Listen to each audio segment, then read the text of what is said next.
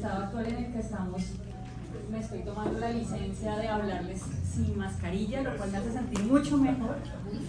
Bueno, hoy les quiero contar varias cosas. Entonces primero les quiero hablar acerca de unos resultados que hemos tenido evaluando la fiabilidad de algunas de las pruebas infecciosas de Maglumi. Esa primera presentación no va a ser muy larga, pero quiero que luego tengamos la oportunidad de preguntas y de pronto tomar alguna otra bebida.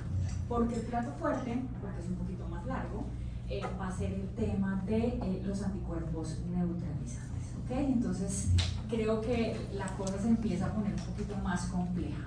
Bueno, entonces primero vamos a empezar con este tema, que es la fiabilidad de las pruebas infecciosas de Maglumi. Estudio hecho en Colombia, utilizamos el Maglumi 800, que es el que ustedes ven en su costado izquierdo.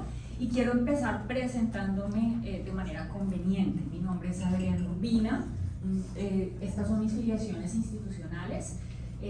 Trabajo en la coordinación de docencia e investigación del Banco Nacional de Sangre de Cruz Roja Colombiana en Bogotá, y también soy docente e investigadora en la Universidad del Rosario. Soy la jefe de Ciencias Biomédicas en la Escuela de Medicina y Ciencias de la Salud, y soy también profesora de Fisiología. Quiero declarar que yo no estoy representando la posición oficial de ninguna de estas dos instituciones, y que también he sido consultora y he recibido financiación para investigación de algunos laboratorios de diagnóstico.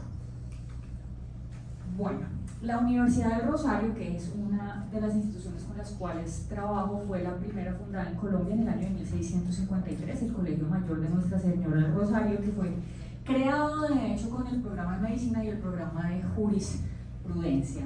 Aquí hay una fotografía del claustro que queda en el centro de Bogotá, en la avenida Jiménez. Y la otra institución en la cual trabajo es la Cruz Roja Colombiana. La Cruz Roja Colombiana creó el primer banco de sangre en Colombia en el año de 1964 en Bogotá. El Banco Nacional de Sangre se llamó Morris y Lagut por la donación de estas dos personas. Después de la creación de este primer banco de sangre del país, que además ayer cumplió 58 años de creado, Cruz Roja ha creado otros bancos de sangre y actualmente tienen una red propia que tiene una cobertura importante. Tenemos un banco de sangre aquí en Cartagena, Medellín, Manizales, Armenia, Cali y Bogotá.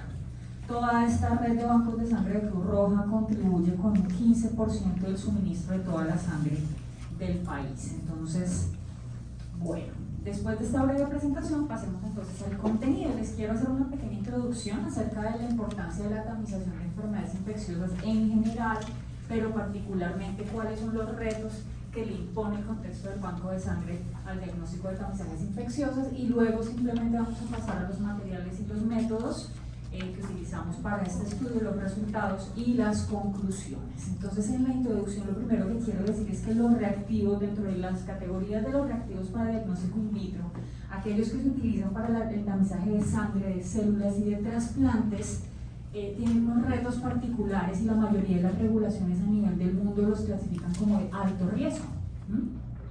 Aquí se incluyen también no solamente los reactivos que se utilizan para estos fines de transfusión y de trasplantes y de terapia celular, sino también, de hecho, entrar en algunas infecciones, diagnósticos de infecciones que ya están incluidas en esta categoría, por supuesto VIH, hepatitis, entre otras. Particularmente en el caso de la Unión Europea ha habido recientemente un cambio en la legislación. Se dio un periodo de transición y justamente ahorita, en mayo de 2022, entró en vigor la nueva legislación. De acuerdo con esta legislación, lo que antes se denominaban los reactivos de alto riesgo, hoy en día se llaman los reactivos clase D. ¿Qué tiene esto de particular? Pues que se ha detectado que son una prioridad, que son críticos, que son de alto riesgo, y que por supuesto necesitamos unos sistemas de control de calidad muy importantes y unos requerimientos muy particulares en términos de sensibilidad y especificidad. ¿Por qué? Porque en términos de sensibilidad necesitamos lo máximo posible, ya que no podemos darnos el lujo de falsos negativos, o debemos minimizar los falsos negativos para evitar la transmisión de infecciones a un receptor. Pero además debemos abocar por una especificidad lo más alta posible para evitar también los falsos positivos, evitando pérdidas de productos, de órganos, de trasplantes, lo cual también pues, va a afectar al potencial receptor por una falta de oportunidad de un tratamiento que requiere. ¿Qué ocurre con el tema de los donantes de sangre en particular?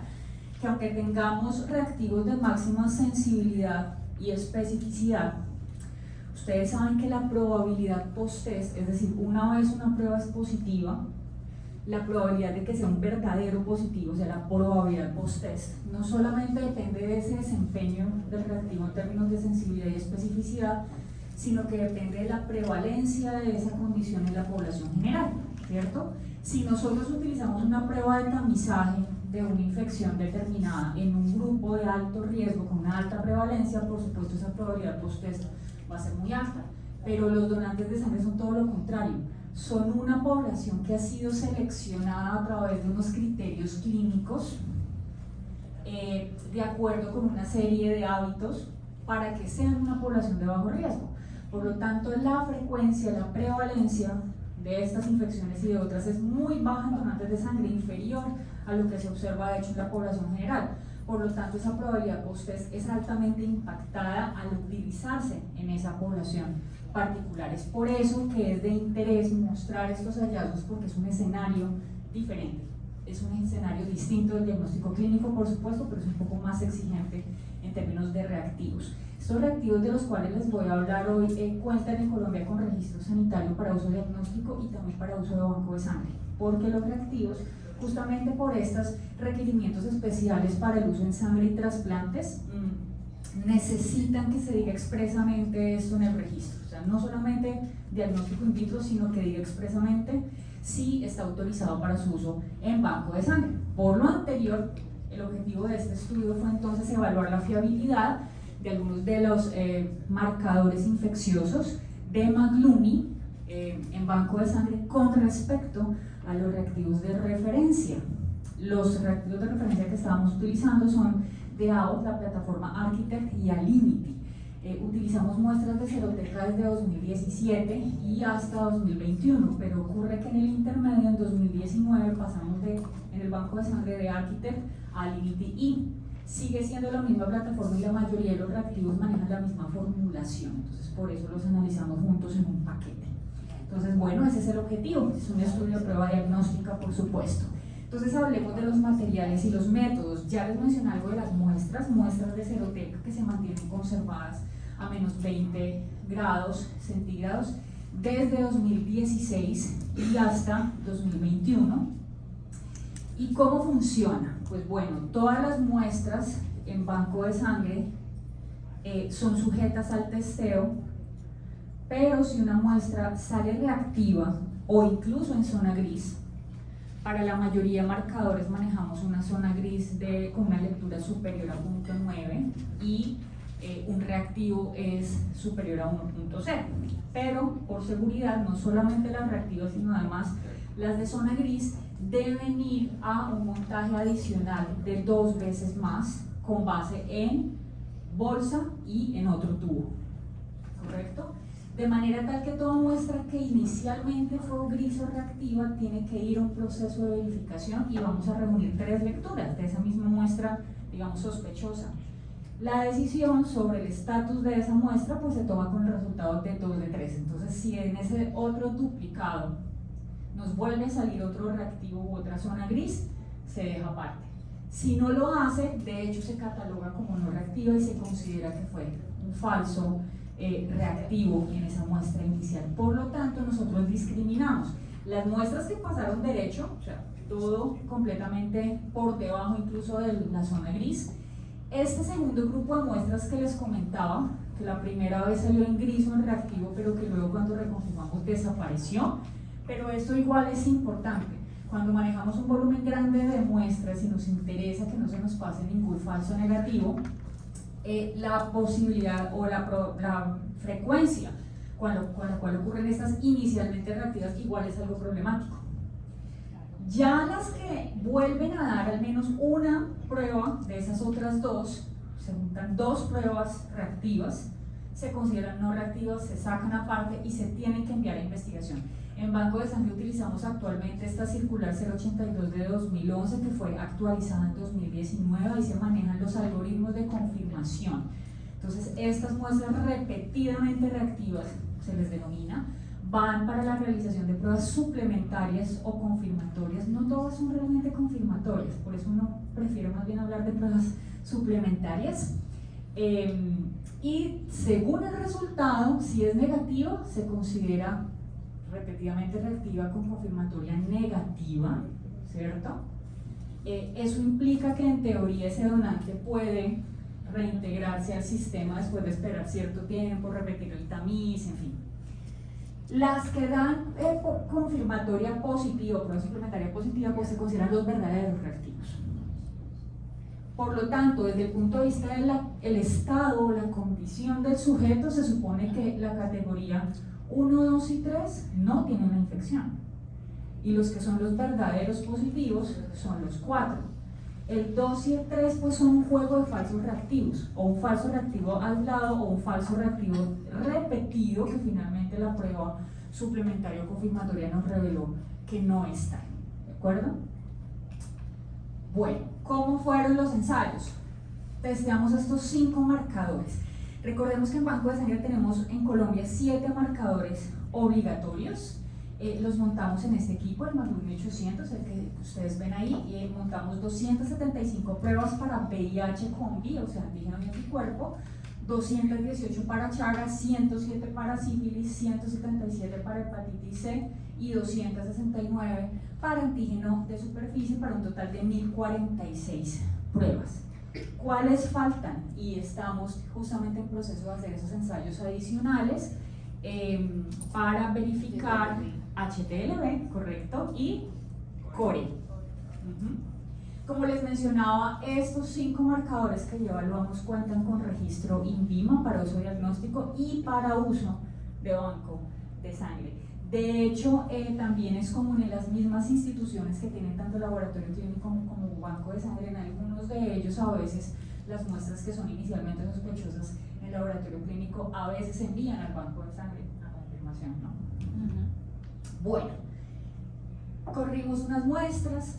Recordemos que tenemos unas pruebas de referencia que habían sido hechas con la plataforma Alinity y que luego se enviaron a prueba confirmatoria. Entonces, en alguna medida sí estamos haciendo una fiabilidad, una comparación entre 2 pruebas, pero también en alguna medida tenemos conocimiento del verdadero estatus de esa muestra porque fue enviado a confirmatoria. Entonces, tendríamos como un estándar de oro para saber el verdadero estatus de esas muestras.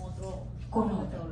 Sí, ahorita en la medida en que vaya progresando por cada uno de los marcadores, ustedes verán cuáles fueron esas pruebas suplementarias o confirmatorias que corresponden con el lineamiento técnico para bancos de sangre. Bueno, ¿cómo analizamos los datos? Si uno quiere mirar fiabilidad o concordancia entre 2 pruebas, pues todos estamos familiarizados con el capa de Cohen, ¿cierto? ¿Qué hace el capa de Cohen? Compara 2 instrumentos cuando cada uno de esos instrumentos cataloga como reactivo o no reactivo, o positivo o negativo. Entonces aquí lo que nos interesa es las no reactivas, verde, que se pueden liberar, las reactivas que se tienen que retener. Habrá una zona gris en la mitad que en banco de sangre por seguridad se utiliza, pero eso es una variable dicotómica, unos y ceros, si se puede, no se puede. Cuando yo quiero comparar 2 instrumentos que hacen eso, clasificar dicotómicamente el estatus de una muestra, utilizo el capa de Cohen, que es lo que todos conocemos. ¿Cuál es la ventaja del capa de Cohen con respecto al porcentaje de acuerdos que a veces vemos reportados en los equipos? O sea, porcentaje de acuerdo positivo, porcentaje de acuerdo negativo. Que por el simple efecto del azar va a haber un acuerdo, tanto positivo como negativo. Por lo tanto, cuando nosotros solamente miramos ese indicador, también estamos mirando el efecto del azar, no necesariamente la concordancia entre instrumentos. La gran ventaja del capa de Cohen es que resta o sustrae el efecto del azar y nos está reportando es ya la concordancia entre los instrumentos propiamente dicha.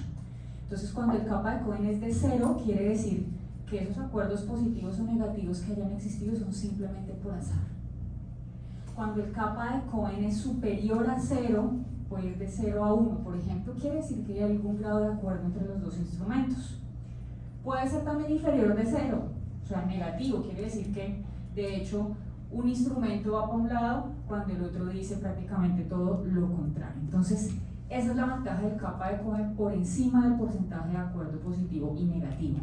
Pero como nosotros tenemos una posibilidad de clasificar las muestras, porque además conocemos el verdadero estatus, porque fueron cada una de ellas a unas pruebas suplementarias o confirmatorias, pues tenemos esta clasificación que les estaba mencionando. Las que son no reactivas, ya no se les hace nada más, las podemos clasificar como 1. Las que fueron reactivas, pero que luego en montajes duplicados desapareció esa reactividad, las vamos a llamar inicialmente reactivas o número 2, les asignamos el número 2. Las que al volverlas a montar al menos otra fue también reactiva, ya las llamamos repetidamente reactiva, y esto fue enviado a pruebas suplementarias o confirmatorias. Sin embargo, cuando este resultado fue negativo, eso se consideraba un falso reactivo de esa prueba tamiz. Le asignamos el valor de 3. Y aquellas que fueron a confirmatoria y el resultado fue positivo, los consideramos los verdaderos positivos y le asignamos un número de 4. Esta escala es diferente de esta escala. El kappa de Cohen no puede evaluar esto. Eso lo hace una variante que se llama el kappa ponderado. ¿Qué pasa en el kappa ponderado? Que podemos evaluar la concordancia entre instrumentos en una variable que es ordinal, que tiene varias opciones, y yo puedo penalizar los desacuerdos.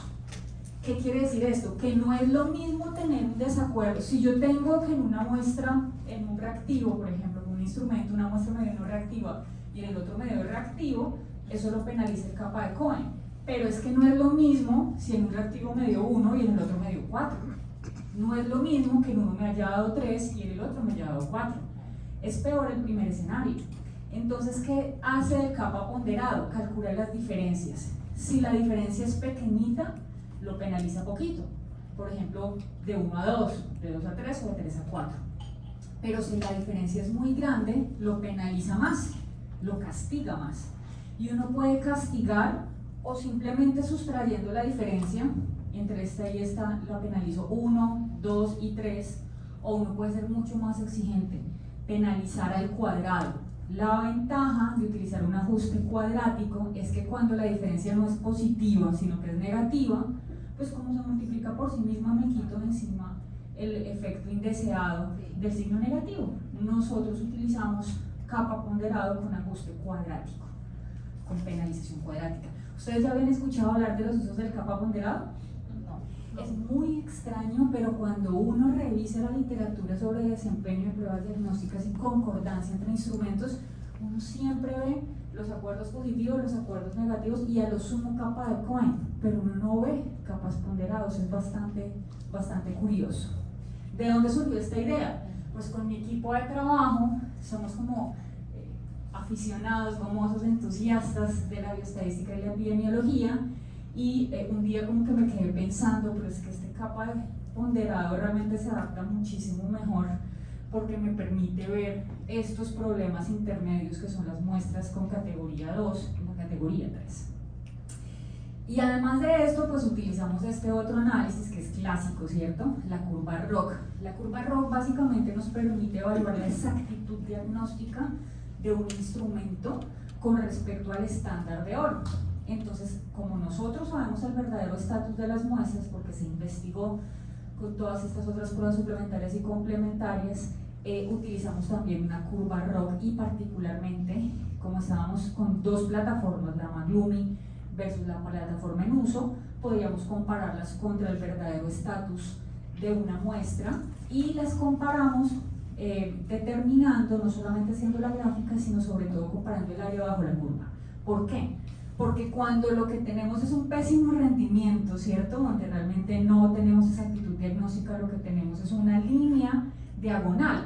Aquí en el eje de las Y tenemos la sensibilidad y aquí los falsos positivos, ¿cierto? ¿Qué nos interesa? La máxima sensibilidad y que todos sean verdaderos positivos. Pero pues ese ideal no existe. Si ese ideal existiese, tendríamos estos falsos positivos, o sea, 1 menos especificidad de 0, con 100% de sensibilidad, ese es el ideal, y el área bajo la curva sería de 1.00. Al contrario, lo que tenemos es una sensibilidad que en la medida en que incrementa son falsos positivos, entonces tampoco nos sirve. Por eso las áreas debajo de la curva van a ir desde 0.5, ¿cierto? Que es lo que realmente no nos está funcionando, no hay exactitud en el diagnóstico, al ideal que es 1.00. ¿Ok? Listo, pasemos a los resultados. Hablemos primero de VIH. Aquí ambas pruebas fueron de cuarta generación, combi, tanto anticuerpos como antígeno P24. Aquí en columnas ustedes tienen el verdadero estatus de la muestra. 1, no reactivas. 2, inicialmente reactivas. Las 3 ya fueron repetidamente reactivas, pero cuando fueron a la confirmatoria fue negativa. Y el 4 son los verdaderos positivos. Sobre las pruebas complementarias, ustedes las ven acá. Hasta 2020, este VIH, el protocolo que había en esa época era confirmar con inmunoblot, con un Western blot. Ustedes saben que el Western blot puede dar indeterminados. ¿Qué pasa con el VIH en VIH con los indeterminados? Que dependiendo del patrón de bandas, unos pueden hacer seroconversión positiva, o sea, se positivizan, y otros pueden hacer seroconversión negativa. Depende de las bandas. Eso fue, digamos, ha sido ampliamente documentado y hay un estudio reciente de 2019 con una cohorte de seguimiento de muchas personas indeterminadas y se pudo establecer eso. Entonces, para no ser arbitrarios, porque es que un indeterminado puede ir o al positivo o al negativo, para no ser arbitrarios con ninguno de los dos instrumentos, no incluimos esa categoría indeterminada, sino que pasamos al 4. A partir de 2020 dejamos de utilizar inmunoblot y empezamos a hacer confirmación con carga viral para VIH. ¿Qué encontramos? Teníamos 257 muestras no reactivas. De esas, la mayoría, 253, fueron no reactivas con Maglumi y 3 fueron inicialmente reactivas, o sea, desapareció la reactividad. Hoy observamos una repetidamente reactiva que no teníamos en nuestro radar que fuera así. Enviamos a carga viral y fue negativa, ¿cierto? Este fue un falso positivo. De las inicialmente reactivas con los reactivos de referencia teníamos 5, pero mire que aquí la cosa cambió. De esas 5, de entrada 3 fueron no reactivas con Maglumi y solamente 2 tuvieron esa misma categoría inicialmente reactivas, que luego desapareció esa reactividad. Pasemos a las repetidamente reactivas. Teníamos 2 muestras que, aunque habían sido repetidamente reactivas en el tamiz, tenían una confirmación negativa. Esos son los falsos positivos, ¿no? Todos estos 2, ambos fueron no reactivos de entrada con Maglumi. ¿Y qué pasó con los confirmados positivos? De los 11 confirmados positivos, los 11 fueron efectivamente detectados. Aquí tenemos entonces los coeficientes kappa. Hicimos los dos análisis, el kappa de Cohen normal y el kappa ponderado. Para el kappa de Cohen, ¿qué consideramos? 1 y 2 lo consideramos no reactivo, mientras que el 3 y el 4 los consideramos repetidamente reactivos, independientemente del estatus verdadero de la muestra. Para esa concordancia, digamos, dicotómica, tuvimos un kappa de 0.87, que es bueno. En general hay buena concordancia entre instrumentos en esta área de infecciosas cuando el kappa es superior a 0.65. Y cuando aplicamos el kappa ponderado para todas las 4 categorías, penalizando al cuadrado las diferencias, mejoró muchísimo el kappa, 0.91. ¿Qué observamos acá? Sí, hubo un falso positivo, pero es que miren del que los inicialmente reactivos, varios de entrada fueron no reactivos y igual estos también estuvieron acá. Entonces, digamos que unas por otras. Sin embargo, el kappa lo que nos está diciendo es si concuerdan los dos reactivos. Si usted tiene un reactivo muy bueno para compararse, si claro, uno quiere compararse con algo bueno, uno quiere una buena concordancia y eso dice, bueno, me parezco al bueno, chévere, pero ¿y si yo me comparo con el malo y yo soy la buena? Pues no me va a ir muy bien. Entonces, por eso uno tiene que ser muy cuidadoso al interpretar estos hallazgos de concordancia. Por ese motivo, bueno, aquí les quería mostrar que el kappa subió al aplicar la ponderación. Me interesan especialmente estos, que la confirmatoria fue negativa y que efectivamente fueron no reactivos en McLumi. Pero para quitarme encima el problema de la concordancia, es decir, el comparador es bueno o malo, miremos la exactitud diagnóstica, que es un escenario en el cual yo cojo las dos pruebas y las estoy comparando ya contra el verdadero estatus. Aquí para esta prueba, ¿yo qué hago? En cada uno de los instrumentos que estoy evaluando, para mí, 1 y 2 van a ser no reactivos. 3 y 4 van a ser reactivos, pero el verdadero estatus fueron los que tuvieron Western blot positivo o carga viral positiva. Por lo tanto, lo que me va a determinar cómo se mueva la curva ROC y el área bajo la curva fueron las equivocaciones, que son los 3, ¿cierto? ¿Qué obtuvimos? Unas áreas bajo las curvas muy buenas, muy a la izquierda y muy hacia arriba. Miren los valores. Para el reactivo en uso 0.996 y para McLumi 0.998, es decir, muy buenos los dos, similares los dos. Bueno, pasemos a Chagas. Chagas ha sido bastante problemático. En Chagas inicialmente la confirmación se hacía por IFI o por inmunoblot. Estudios realizados justamente en bancos de sangre por el Instituto Nacional de Salud a nivel nacional mostraron que no había muy buen desempeño ni del IFI ni del inmunoblot, y a partir del 2020 se cambió el algoritmo, y cuando una muestra es repetidamente reactiva en el tamiz, la confirmación debe ser otro inmunoensayo con una altísima especificidad y que utilice una combinación de antígenos diferentes. Ese es el algoritmo actual para Chagas.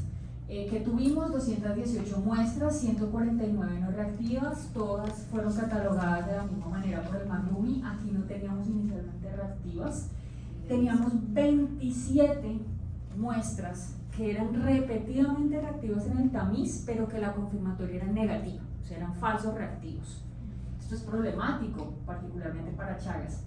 Miren que de estas 27, el McLumi, la mitad catalogó como no reactivas, o sea, eso es bueno.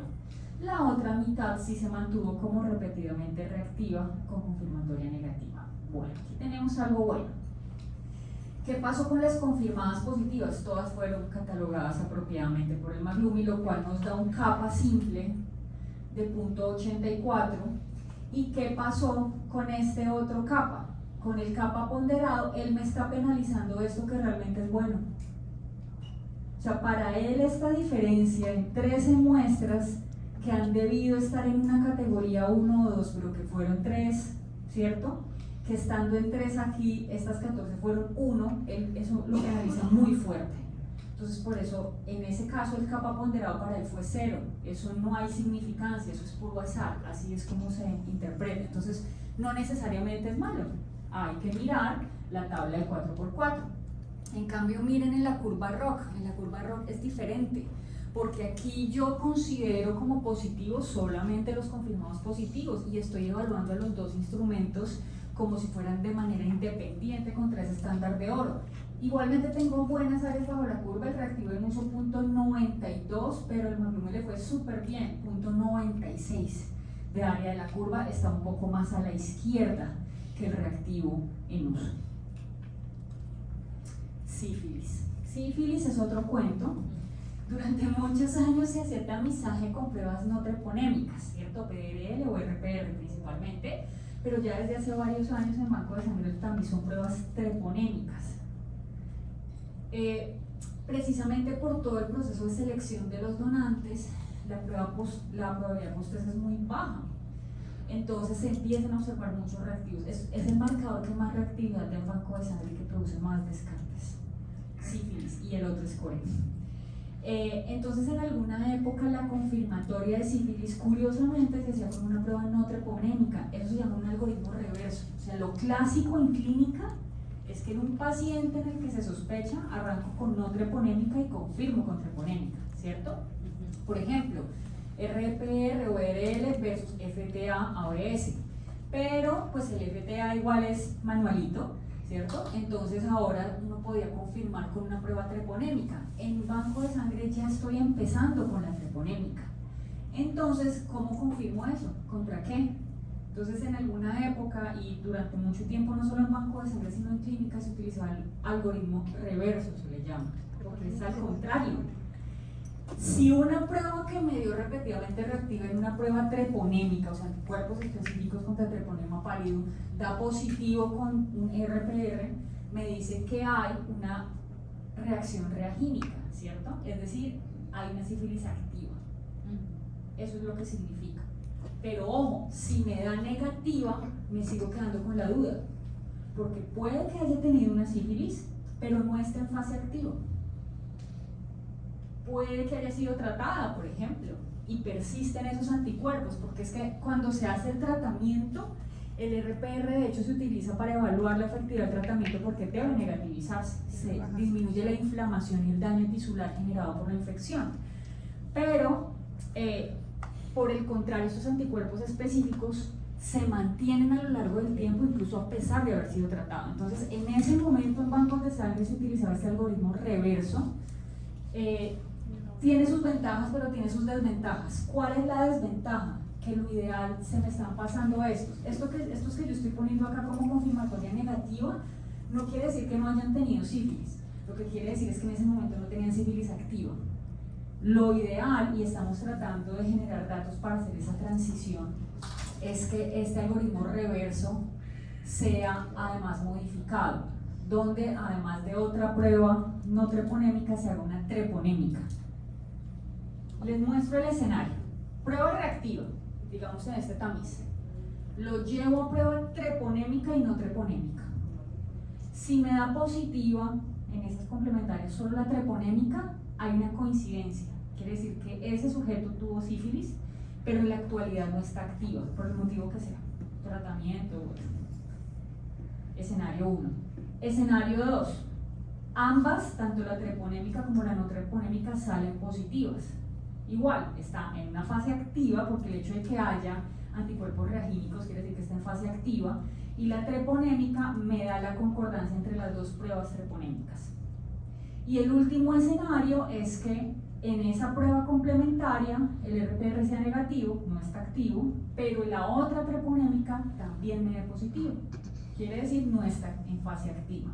Entonces, lo ideal es que empecemos a hacer la transición a ese otro algoritmo que se va a llamar el algoritmo reverso modificado, que ha sido estudiado en algunos países, no solamente en banco de sangre, sino sobre todo en clínica, en diagnóstico y seguimiento de pacientes, incluso gestantes, y ese algoritmo puede ser mucho más prometedor. Pero las muestras que nosotros analizamos únicamente fueron analizadas para RPR, entonces lo que quiero aclarar es que de la categoría 4 es sífilis activa. La categoría 3 es sífilis no activa, pero no sabemos entonces qué otra categoría sea. Quería hacer como esa aclaración. ¿Qué tuvimos en sífilis? 14 no reactivas, todas fueron clasificadas de la misma manera por el McLumi. Habían 3 inicialmente reactivas, pero el McLumi las clasificó como no reactivas. Dentro de estas con RPR negativo habían 24, el McLumi 18 las clasificó como no reactivas. Y 6 repetidamente reactivas. Entonces yo sospecharía que probablemente estos lo que tengan es una sífilis antigua, pasada, pero que no es activa, ¿cierto? Ya, pues clínicamente hablando, ¿no? Y los de RPR confirmado, que fueron 66, todos fueron repetidamente reactivos con el McLumi, lo cual nos da un kappa simple o de Cohen de 55,97 y un kappa ponderado de 0.77. ¿Qué nos dice el área bajo la curva? Aquí el estatus es verdadero de enfermedad, recuerden, es sífilis activa. Nos da áreas bajo la curva, estas sí se ven muy diferentes. El reactivo en uso, que es este de color azul, está como muy cerca de esa línea de referencia verde y nos muestra un área bajo la curva de 0.707. McLumi está un poco más a la izquierda, está un poco mejor para esta sífilis activa con un área bajo la curva de 0.927. Bastante bueno. Hepatitis C. Bueno, hepatitis C es complicado también porque la confirmación se hacía también con inmunoblot, con RIBA. Ustedes saben que en clínica reactiva también ya desapareció del diagnóstico, porque produce falsos negativos y falsos positivos. En la actualidad realmente se hace carga viral. Entonces a partir de 2020 se confirmaba con carga viral. Que teníamos 111 muestras no reactivas, de las cuales Maglumi catalogó como tal a 110, pero hubo un repetidamente reactivo. Y cuando revisamos después de esta muestra, de esta donación, ese donante tenía varias donaciones posteriores, todas no reactivas. Por lo tanto, este fue un falso reactivo de Maglumi. Como ese donante tenía una historia de donación repetitiva, no lo enviamos a confirmación, porque esas donaciones repetitivas nos habían mostrado que nunca ocurrió seroconversión, o sea, nunca hubo esa infección. No teníamos inicialmente reactivas. Miren esto tan interesante. Con el reactivo en uso teníamos 64 muestras que fueron repetidamente reactivas, pero la confirmatoria negativa. Un problema tener todos esos falsos reactivos de hepatitis C y ir a darle ese consejo post-test a los donantes. Eso es terrible y muy angustiante para ellos. De estos 64, 62 fueron clasificados por Maglumi como no reactivos y solamente 2 se mantuvieron como repetidamente reactivos. Esto nos haría sospechar que pueden haber menos falsos positivos con Maglumi de lo que habíamos observado anteriormente con los reactivos en uso. Aquí de los confirmados positivos, 2, ustedes son muy poquitos, ¿no? Teníamos más, pero realmente tuvimos un inconveniente, y es que al comienzo teníamos muchos más confirmados positivos, pero muchos de esos habían sido confirmados por blot, por RIVA.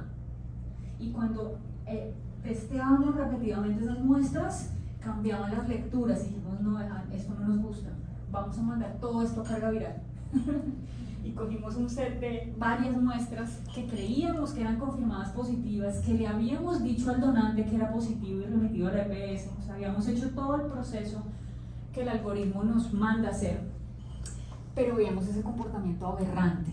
No, imagínense que mandamos eso a carga viral y muchas eran negativas, o sea, eso era un falso positivo del RIVA. Dijimos, no, esto hay que sacarlo del análisis. Los verdaderos positivos en hepatitis C tienen que ser las cargas virales positivas. Entonces, estos dos son cargas virales positivas, o sea, tienen tanto anticuerpos como carga viral, y estamos pendientes de ampliar el tamaño de la muestra porque ya conseguimos muchas más muestras, estuvimos revisando y tenemos un mayor número de muestras confirmadas con carga viral que vamos a procesar, por supuesto, para mejorar un poco estos resultados. Entonces, estos resultados de hepatitis C son preliminares porque necesitamos aumentar aquí este tamaño de la muestra. Con estos resultados preliminares, mire, el kappa de Cohen nos da casi que 0 y el kappa ponderado también nos da muy bajito. ¿Por qué se penaliza esto tanto? Esta categoría nos está penalizando mucho, pero esto realmente es algo bueno, no es algo malo. Que yo tenga unas muestras que eran falsos reactivos y que de entrada el instrumento que estoy revisando, el nuevo instrumento, me lo catalogue como no reactivo, pues es algo positivo. Miremos las áreas bajo la curva. Miren esto. El reactivo en uso, que es el azul, está como a mitad de camino, ¿cierto? Entre el ideal y el no exactitud. Tiene un área bajo la curva de 0.817. Pues no está tan mal, pero... Y el Maglumi está un poco mejor, a la izquierda, 0.989. ¿Vale? Pero como les decía, estos resultados son preliminares. Probablemente no cambie mucho la curva ROC, pero seguramente al aumentar el tamaño de la muestra pueden cambiar los coeficientes kappa. Cuando tengamos los resultados esperamos podérselos mostrar. Y terminemos, habíamos hecho 5, como les mencionaba, este fue el último que hicimos. Para antígeno de superficie, bueno, aquí los algoritmos cambian. Cuando una persona da positiva tanto para antígeno de superficie como para core, se considera posible infección. El problema es cuando solo da uno por separado, ¿cierto? El core pues ya ni se confirma, es un problema terrible. Y el antígeno de superficie, en la actualidad, se confirma con carga viral. Antes se hacía con neutralización, actualmente se hace con carga viral. Teníamos 257 muestras no reactivas, de las cuales la mayoría, 256, fueron no reactivas con Maglumi y una fue inicialmente reactiva, pero igual se queda como no reactiva. No teníamos inicialmente reactivas, pero miren esto, hay 6 muestras que eran repetidamente reactivas por CLIA y que la carga viral era negativa, o sea, falsos positivos, y todos fueron clasificados como no reactivos por Maglumi, y de los confirmados positivos teníamos 6, o sea, antígeno positivo, carga viral positiva, y todas fueron clasificadas adecuadamente por el Maglumi, lo que nos da un kappa de Cohen de 0.61, pero un kappa ponderado de 0.8. ¿Por qué no es tan alto? Nuevamente, esto que realmente es algo bueno, termina siendo penalizado. Entonces miremos el área bajo la curva, realmente es muy buena para los dos reactivos. El reactivo nos tiene un área bajo la curva de 0.989 y el Maglumi prácticamente de 1. Entonces aquí tenemos el resumen. Miren que están los 5 marcadores. Aquí en este primer panel está el kappa de Cohen, y muy chévere mirar esto. La concordancia esperada es el azar y la observada es la que realmente suma tanto el azar como el instrumento. Entonces el kappa de Cohen lo que hace es hacer una sustracción para sacar este indicador. Estos valores entonces oscilaron entre 0.06, el más bajo fue el de hepatitis C, por la alta tasa de falsos positivos que teníamos con el reactivo en uso. El más alto fue este para HIV, cual es bueno. Los kappas ponderados también le restan el azar de la concordancia global, cambian bastante los indicadores. Llama la atención este caso de Chagas, que básicamente nos dice eso prácticamente es azar. Claro, ahí también teníamos muchos falsos positivos que fueron negativos en la confirmatoria. Y miren las curvas ROC, aquí sí es los dos reactivos por aparte contra estándar de oro. Obviamente esto tiene una limitante, y es que el tamiz inicial fue el de referencia, ¿no? Y que no le hice confirmatoria a todas las pruebas, no le hice confirmatoria a las negativas, sino solo a las reactivas. Obviamente esas son dos limitaciones de este diseño. Pero tenemos, digamos, una manera de comparar la exactitud diagnóstica. Aquí tenemos el reactivo en uso, muy buenas desde el punto 707, esta es la más para sífilis y la más alta para VIH. Y aquí tenemos Maglumi también muy buena, la más bajita fue punto 927 y de ahí para arriba. Entonces, conclusiones. Primero, los coeficientes de kappa simple, es decir, el kappa de Cohen, estuvieron en estos valores. Sin embargo, cuando interpretamos coeficientes kappa tenemos que tener en cuenta que lo que estamos haciendo es evaluar la concordancia entre instrumentos. Entonces, el uno con respecto al otro, no con respecto a un estándar. El kappa ponderado me parece que muestra una utilidad particular, porque sí nos muestra en detalle cómo es ese comportamiento de las muestras. Tuvo valores muy amplios, desde 0 hasta 0.91, pero esos valores bajos no necesariamente son malos. Entonces es importante siempre analizar en detalle las tablas de 4x4 como les estaba mostrando ahorita. En esas tablas de 4x4 vimos que el Maglumi detectó todas las muestras confirmadas positivas. La ocurrencia de muestras inicialmente reactivas con Maglumi fue baja. También observamos 3 falsos reactivos. De esos 3 falsos reactivos, uno fue para VIH, que mandamos a carga viral y fue negativo. El otro fue para hepatitis C, que era un donante que había donado muchas veces con posterioridad, entonces nunca hubo seroconversión, no fue necesario mandar a carga viral. Y tuvimos un falso positivo para antígeno de superficie, cuya carga viral fue negativa. Sin embargo, esta tasa de ocurrencia del falso reactivo realmente no está tan mala.